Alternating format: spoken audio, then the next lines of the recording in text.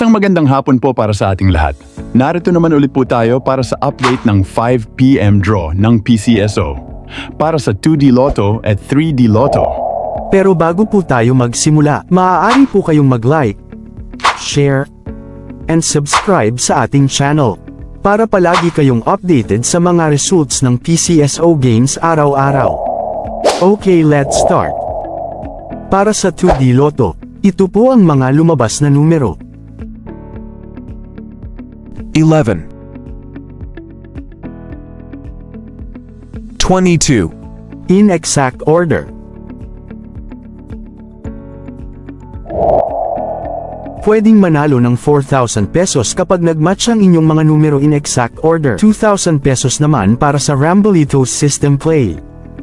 Para sa 3D Lotto, ito po ang mga lumabas na numero.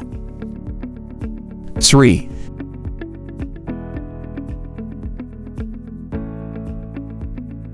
5 5 In exact order.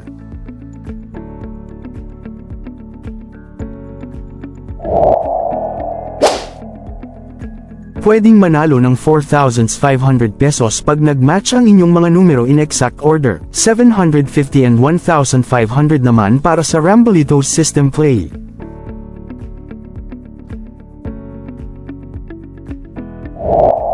Kung nanalo kayo ng 20 pesos hanggang 10,000 pesos, maaari mong makuha ang iyong premyo sa authorized Lotto outlet na malapit sa inyong lugar.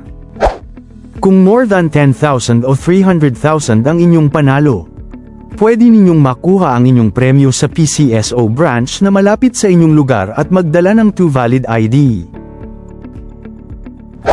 Kung ikaw naman ang mas worthy nakakuha ng jackpot, pwede mong makuha ang inyong premyo sa PCSO office, located at Shaw Boulevard, Mandaluyong City at magdala ng 2 valid ID.